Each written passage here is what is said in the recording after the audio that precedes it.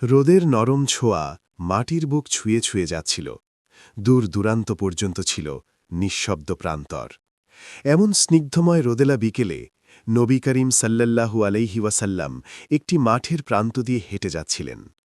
তার চোখে ছিল অনন্ত কোমলতা, মুখে এক মৃদু হাসি, যেন পৃথিবীর সমস্ত দুঃখ তিনি নিজের বুকে ধারণ করে রেখেও চারপাশে শুধু শান্তির সুবাস ছড়িয়ে দিচ্ছেন। হয়তো তিনি কোনো দাওয়াতের উদ্দেশ্যে যাচ্ছিলেন, হয়তো কারো খোঁজ নিতে, কিংবা নিঃশব্দে আল্লাহর সৃষ্টির সৌন্দর্য উপভোগ করছিলেন। কিন্তু কেউই জানে না তিনি কোথায় যাচ্ছিলেন। তার পদচারণার শব্দ যেন বাতাসের সাথে মিলিয়ে যাচ্ছিল। এতটাই নরম ও বিনয়ী ছিল তার পথচলা। হাঁটতে হাঁটতে কিছুটা দূরে গেলে তিনি একটি খেজুরের বাগান দেখতে পেলেন। বাগানটি ঘেরা ছিল কাঁটাযুক্ত তারের বেড়া দিয়ে। তবুও ভেতর থেকে ভেসে আসছিল মিষ্টি খেজুর আর ফুলের গন্ধ। বাগানের চারিপাশে পাখির কিচিরমিচির শব্দ ভেসে আসছিল নবীজির কান মোবারকে। হালকা বাতাসে দুলছিল খেজুর গাছের পাতাগুলো। সূর্যের আলোয় তাদের ছায়াগুলো বালির ওপর পড়ছিল। বাগানের সামনে একটি বোর্ড টানানো ছিল। তাতে কিছু লেখা ছিল। নবী করিম সাল্লাল্লাহু আলাইহি ওয়াসাল্লাম সেই বোর্ডটি দেখে তিনি থেমে গেলেন। শান্ত চোখে তাকিয়ে রইলেন সেই লেখার দিকে। কিন্তু তিনি তো উম্মি ছিলেন, যিনি কারো কাছ থেকে লেখাপড়া শিখেননি। তবুও আল্লাহ তাকে এমন জ্ঞান দিয়েছিলেন যা কিতাবের পণ্ডিতদেরও ছাড়িয়ে যায়। তবুও মানুষের দৃষ্টিতে তিনি তো লিখতে পড়তে জানতেন না। তাই তিনি বোর্ডে কি লেখা আছে তা বুঝতেও পারলেন না। তিনি একটু এগিয়ে গেলেন। হয়তো কোনো চিহ্ন দেখে সেখানে কি লেখা আছে বোঝা যাবে। তাও বোর্ডের লেখাগুলো তার কাছে নিঃশব্দ ছিল। তিনি চারপাশে তাকালেন। কাউকে তিনি দেখতে পান কিনা। মরুর প্রান্তে নীরবতার ঢেউ। কাউকে দেখাও যাচ্ছে না। নবী করিম সাল্লাল্লাহু আলাইহি ওয়াসাল্লাম মৃদু হাসি দিলেন। তারপরে একটু অগিয়ে দিয়ে বাগানের ভেতরে তাকালেন। বাগানের ভেতরেও কাউকে দেখা যায় কিনা। কিন্তু সেখানেও কাউকে দেখা গেল না। কিছুক্ষণ পরই সেখানে একজন ব্যক্তি আসল, যে একজন সাধারণ পথিক ছিল। সেই পথ দিয়েই কোথাও একটি যাচ্ছিল। নবী করিম সাল্লাল্লাহু আলাইহি ওয়াসাল্লাম তাকে নরম স্বরে ডাকলেন এবং জিজ্ঞাসা করলেন, হে আল্লাহুল বান্দা, তুমি কি আমাকে বলতে পারো এই বোর্ডে কি লেখা আছে? লোকটি একটু এগিয়ে গেল এবং সে বোর্ডের দিকে তাকিয়ে মাথা নাড়াল এবং বলতে লাগল, এই বোর্ডে তেমন কিছু লেখা নেই, শুধু এতটুকুই লেখা আছে, এই খেজুর বাগানে পানি দাও, বিনিময়ে খেজুর পাও। এতটুকু বলে সেই ব্যক্তি হাঁটতে লাগল এবং হাঁটতে হাঁটতে সেখান থেকে সে চলে গেল। নবী করিম সাল্লাল্লাহু আলাইহি ওয়াসাল্লামের দুনিয়ার প্রতি কোনো চাওয়া বা পাওয়া ছিল না। তিনি ছিলেন এমন এক মানুষ যার অন্তর সম্পূর্ণরূপে আল্লাহর উপর নির্ভরশীল। পৃথিবীর ধন সম্পদ, আরামায়, সম্মান কিছুই তার কাছে মূল্যবান ছিল না। কিন্তু তার কোমল হৃদয় সেটা ছিল একান্ত মানবিক ও অত্যন্ত দয়ালু। অন্যদিকে গতকালকে নবী করিম সাল্লাল্লাহু আলাইহি ওয়াসাল্লাম তার দুই নাতির সাথে দেখা করেছিলেন। ছোট্ট ছোট্ট মুখ, শুকনো ঠোঁট, তবুও তাদের কোনো অভিযোগ নেই। ক্ষুধায় কাতর থাকলেও তারা চুপচাপ ছিল, কেমন যেন অভ্যাস হয়ে গিয়েছিল। কিন্তু নবীজির দৃষ্টিতে তাদের সেই লুকিয়ে থাকা মৃদু কষ্ট তার অন্তর ভেদ করে যাচ্ছিল। এই কথাগুলো মনে করার সাথে সাথেই নবীজির হৃদয়টা যেন কেমন গলে গেল। তিনি আল্লাহর কাছে কোনো অভিযোগ করলেন না, কোনো কষ্টের কথাও বললেন না।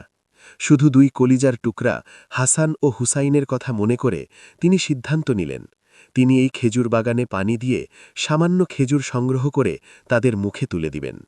তাহলে তার অন্তরটা অত্যন্ত প্রশান্তি পাবে। এটা চিন্তা করে তিনি হাঁটতে লাগলেন এবং ধীরে ধীরে হাঁটতে হাঁটতে সেই বাগানের মালিকের বাড়িতে পৌঁছে গেলেন। ঘরের সামনে গিয়ে নবী করিম সাল্লাল্লাহু আলাইহি ওয়াসাল্লাম নরম ও বিনয়ী কণ্ঠে ডাকতে লাগলেন, হে খেজুরের বাগানের মালিক, আপনি কি বাড়িতে আছেন? ইহুদি দরজা খুলে ঘর থেকে বের হল। প্রথমে সে অবাক হয়ে তাকিয়ে রইল। সে দেখতে পেল এক অসাধারণ আরব মানুষ, গায়ে সাদা কাপড়, মুখে প্রশান্তির ছাপ, কিন্তু তার চোখের দৃষ্টি যেন গভীর কোনো আলয়ে ভরা। মনে হল যেন সে আমার সামনে একজন কোনো মানুষ নয়, বরঞ্চ কোনো ফেরেশতা দাঁড়িয়ে আছে। নবী করিম সাল্লাল্লাহু আলাইহি ওয়াসাল্লাম তখন তাকে বলতে লাগলেন, হে আল্লাহর বান্দা, আমি তোমার খেজুর বাগানে পানি দিতে চাই। আমি শুনেছি তুমি এই খেজুর বাগানে পানি দিলে তুমি তার বিনিময়ে সামান্য কিছু খেজুর প্রদান করবে। সেই ইহুদি লোকটি এক মুহূর্তের জন্য থেমে রইল। সে অবাক দৃষ্টিতে নবীজির দিকে তাকিয়ে রইল। দোজাহানের বাদশা মুহাম্মদ সাল্লাল্লাহু আলাইহি ওয়াসাল্লামকে সে ইহুদি চিনতে পারল না। সে তখন বলতে লাগল, তুমি তুমি আমার খেজুর বাগানে পানি দিবে? না থাক, আমার কোনো দরকার নেই। তাছাড়া তোমাকে দেখেও তো মনে হয় না তুমি সচরাচর এই কাজ করো। তখন নবী করিম সাল্লাল্লাহু আলাইহি ওয়াসাল্লাম মুখে এক প্রশান্তি নিয়ে একটি মৃদু হাসি দিয়ে বলতে লাগলেন, হে আল্লাহর বান্দা, তুমি চিন্তা করো না। তুমি যদি অনুমতি দাও, আমি শুধু চেষ্টা করব। বিনিময়ে যেই খেজুরের প্রতিশ্রুতি তুমি দিয়েছ, সেই ততটুকু দিলেই হবে। এর থেকে বেশি আমি কখনোই চাইব না। তখন ইহুদি কিছুক্ষণ চুপ থেকে বলতে লাগল, আচ্ছা ঠিক আছে, তুমি এতই যখন ইচ্ছা পোষণ করেছ, তাহলে তুমি আমার খেজুর বাগানে পানি দিতে পারো। এই বলে সে ঘর থেকে বালতি নিয়ে এসে নবী করিম সাল্লাল্লাহু আলাইহি ওয়াসাল্লামের হাতে দিলেন এবং বলতে লাগলেন, ওই যে বাগানের পাশে দেখতে পাচ্ছ, ওইখানে একটি কুয়ো রয়েছে, যেখান থেকে তুমি পানি সংগ্রহ করে খেজুর বাগানে দিতে পারবেন। নবী করিম সাল্লাল্লাহু আলাইহি ওয়াসাল্লাম তার হাত মোবারকে বালতিকা নিলেন। তার চোখে তখনও শান্তি, কণ্ঠে ধৈর্য, মনে আল্লাহর ওপর পূর্ণ ভরসা। বাগানের দিকে পা বাড়ালেন তিনি। আর আকাশ যেন তাকিয়ে রইল সেই দৃশ্যের দিকে, যেখানে এক মহান নবী নিজে ক্ষুধার্ত থাকা সত্ত্বেও তার নাতিদের মুখে খাবার তুলে দিতে চলেছেন। বিনিময়ে সে নিজের শ্রম প্রস্তুত করে দেখেছেন। নবী করিম সাল্লাল্লাহু আলাইহি ওয়াসাল্লাম কুয়োর পাশে দাঁড়ালেন।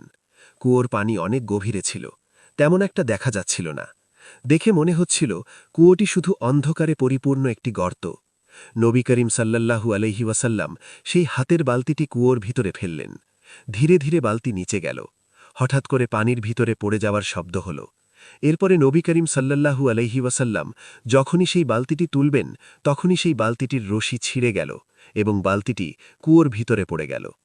নবীজি পানি তোলার সময় মুচকি হাসছিলেন, কিন্তু যখনই বালতিটি নিচে পড়ে গেল, তিনি থমকে গেলেন। হয়তো তিনি মনে মনে বলছিলেন, ইয়া আল্লাহ, এটা তোমারই পরীক্ষা। অন্যদিকে সেই ইহুদি লোকটি দূর থেকে সবকিছুই দেখছিল।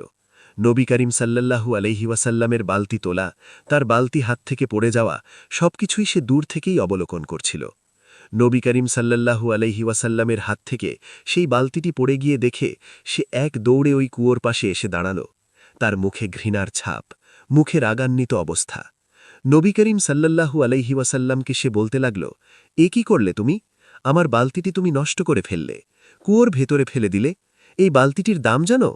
এই বলে সে নবী করিম সাল্লাল্লাহু আলাইহি ওয়াসাল্লামের পবিত্র দেহে একটি আঘাত করল। নাউজুবিল্লাহি মিন জালিক। সঙ্গে সঙ্গে মনে হল দুনিয়াটি থমকে গেল। আকাশে যেন বিদ্যুৎ চমকাল, আরশটা যেন কেঁপে উঠল। পুরো বিশ্ব যেন তাকে ধিক্কার দিচ্ছিল এবং বলছিল, তুমি কাকে মেরেছ? তুমি কি জানো এই বিশ্ব নবী? পুরো বিশ্ব যেন তার ধ্বংসের জন্য দোয়া কামনা করছিল। কিন্তু নবী করিম সাল্লাল্লাহু আলাইহি ওয়াসাল্লাম কিছুই বললেন না। চোখ নিচু করে তিনি শান্ত হয়ে তাকিয়ে রইলেন। তিনি কোনো প্রতিক্রিয়া করলেন না, কোনো প্রতিশোধও তিনি তৎক্ষণাৎ নিলেন না। তিনি শুধু নরম কণ্ঠে বলতে লাগলেন, হে বাগানের অধিপতি, তুমি রাগ করো না, আমি তোমার বালতিটা তুলে আনব, আমাকে একটিবার সুযোগ দাও। এই কথা শুনে ইহুদি হতবাক হয়ে গেল। সে ভাবছিল, চর মারলে হয়তো মানুষটা পালাবে, হয়তো ঝগড়া করবে। কিন্তু এই মানুষ তো অন্যরকম। তার কণ্ঠে এমন শান্তি, এমন কোমলতা, যা পাথরকেও গলিয়ে দেবে। নবী করিম সাল্লাল্লাহু আলাইহি ওয়াসাল্লাম ধীরে ধীরে আবার সেই কুয়ার দিকে গেলেন। তখনই আকাশের ওপরে এক অলৌকিক ঘটনা ঘটল। মহান আল্লাহ রব্বুল আলমিন জিব্রাইল আলহিসাল্লাতু ওয়াসাল্লামকে আদেশ করলেন, হে জিব্রাইল, আমার প্রিয় রসুলের সাহায্য করো, কুয়ার পানি ভরে দাও, আর বালতিটা ওপরে তুলে দাও। জিব্রাইল আলহিসাল্লাতু ওয়াসাল্লাম তৎক্ষণাৎ অবতীর্ণ হলেন, কিন্তু মানুষের চোখে তিনি অদৃশ্য। কুয়ার ভিতরের গভীরের পানি নড়ে চড়ে উঠল, যেন জীবন্ত হয়ে উঠল। হঠাৎ কুয়ার ভিতর থেকে পানি উঠতে শুরু করল, ধীরে ধীরে, তারপর দ্রুত। মুহূর্তের মধ্যে পুরো কূপ ভরে গেল, পানি উঠে এলো মুখ পর্যন্ত। নবী করিম সাল্লাল্লাহু আলাইহি ওয়াসাল্লাম বিস্ময় নয়, বরঞ্চ প্রশান্ত হৃদয়ে তাকালেন। এ যেন তার রবের দয়া। তিনি হাত বাড়িয়ে নিলেন। বালতিটা পানির ওপরে ভেসে উঠেছে। তিনি সেটা তুলে নিলেন, রশিটা আবার ঠিক করে বাঁধলেন।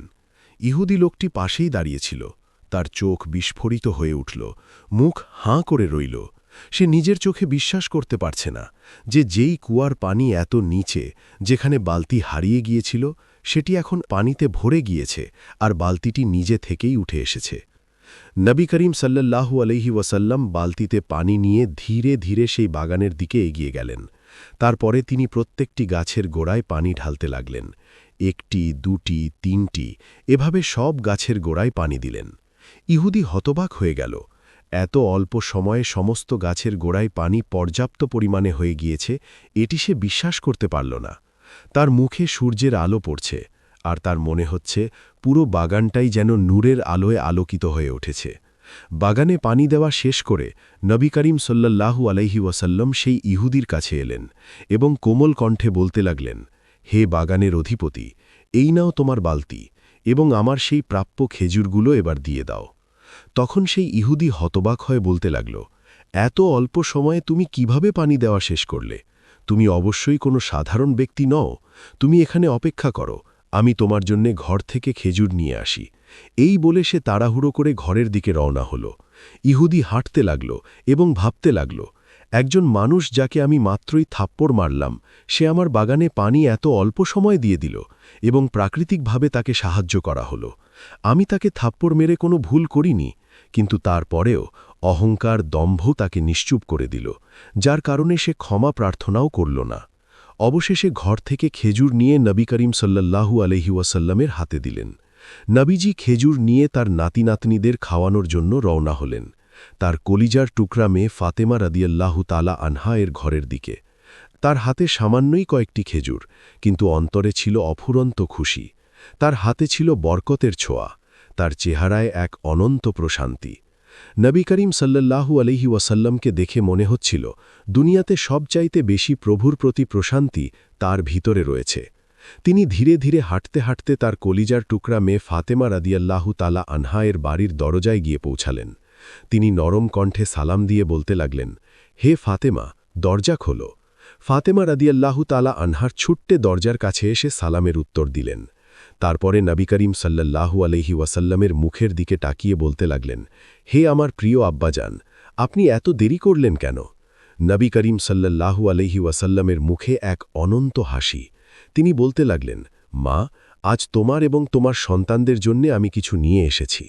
এটা বলা মাত্রই তিনি তার হাতের খেজুরগুলো সামনে ধরলেন। খেজুরের দানা যেন সূর্যের আলোয় ঝলমল করছে, কিন্তু সেই আলো ছিল আল্লাহ বরকতের আলো। ফাতেমা রাদিয়াল্লাহু তাআলা আনহা অবাক হয়ে তাকালেন, চোখে পানি এসে গেল। তিনি জানতেন তার পিতা দুনিয়ার সম্পদ চান না, তবুও তার সন্তানদের জন্য এত কষ্ট করেছেন।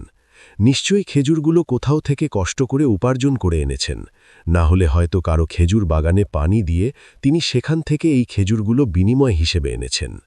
নবী করিম সাল্লাল্লাহু আলাইহি ওয়াসাল্লাম তখন তার চারপাশে তাকিয়ে বলতে লাগলেন, হে ফাতেমা, হাসান আর হোসাইন কোথায়? ওদের তো দেখতে পাচ্ছি না। তখন ফাতেমা রাদিয়াল্লাহু তাআলা আনহা একটু হাসলেন, কিন্তু সেই হাসির ভিতরে ছিল অফুরন্ত মায়া এবং কষ্ট। তিনি বলতে লাগলেন, হে আব্বাজান, ওরা তো একটু আগে খেলতে গিয়েছে, ওই পাথরের দিকে গিয়েছিল। এতক্ষণ ধরে অপেক্ষা করছি, ওরা এখনও আসেনি। তখন নবী করিম সাল্লাল্লাহু আলাইহি ওয়াসাল্লাম মৃদু মাথা নাড়ালেন। তার মনে হঠাৎ চিন্তার রেখা। তিনি জানেন ওরা ছোট, খেলতে গেলে সময়ের খেয়াল থাকে না। তাছাড়া তার প্রিয় নাতিরা প্রায়শই ক্ষুধার্ত থাকে। তাদের কোমল মুখটা চোখের সামনে ভাসতে লাগল। তিনি হাতে থাকা খেজুরগুলো কাপড়ে জড়িয়ে নিলেন আর ধীরে ধীরে হাঁটতে শুরু করলেন সেই পাথরের মাঠের দিকে। তার পদক্ষেপ নরম, খুবই শান্ত। আকাশ তখন ধীরে ধীরে সোনালি হয়ে যাচ্ছে, বাতাসে মরুর গন্ধ, আর দূরে কোথাও গরু ছাগলের ঘণ্টার ধ্বনি ভেসে আসছে। কিছুটা পথ পেরোতেই তিনি দেখতে পেলেন কিছু রাখালের দল। তারা গরু, ছাগল এবং নিজেদের উঁট চড়াচ্ছে।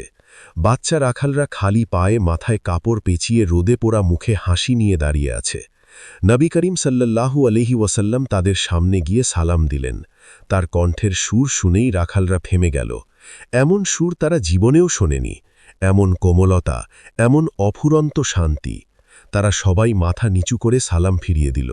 নবী করিম সাল্লাল্লাহু আলাইহি ওয়াসাল্লাম নরম কণ্ঠে বলতে লাগলেন, তোমরা কি এই পথ দিয়ে দুজন ছোট বাচ্চাকে যেতে দেখেছ?